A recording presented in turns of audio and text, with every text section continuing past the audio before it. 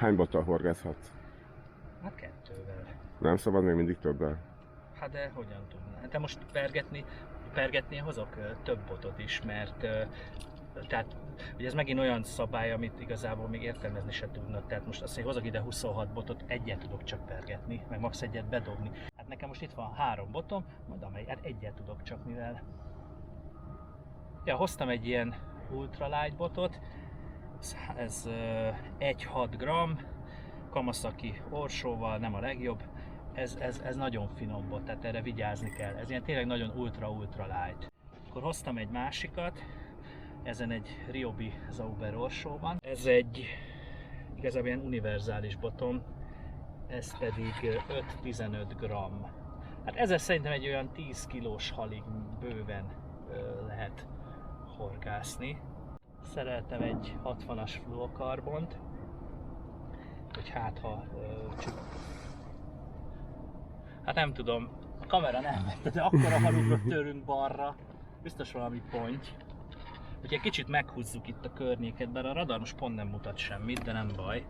Úgyhogy van ez, 8-as zsinorral van mind a kettő, meg van egy harcsázó botunk, azon egy Daiwa orsó van, 40-es fonott zsinor, 60-as előkével. Egy kicsit túlzás, meg mondjuk nem egy távdobás balinozásra, de bokrok alatt harcsára, megdobni csukára tökéletesen lehet, és ami fontos, hogy utána bírja is a halat.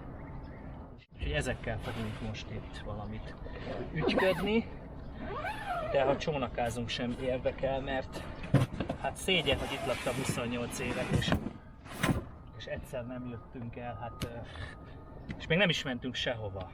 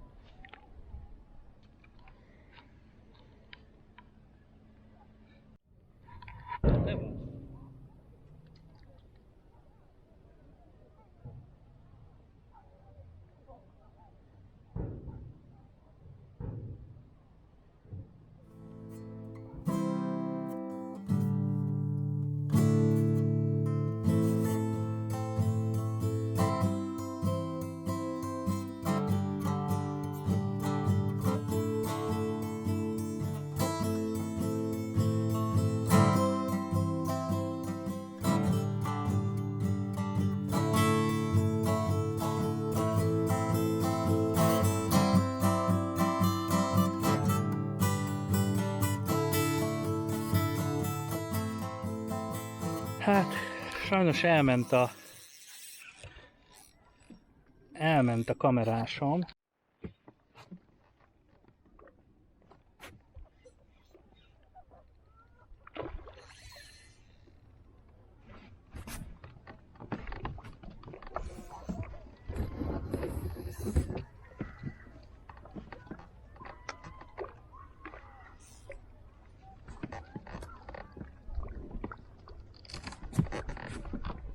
Domolykó.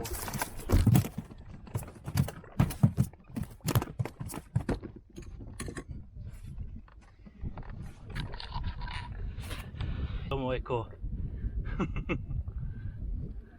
Partszélből, Gyékenyesi Kavicsbánya tavakon. Megy is vissza.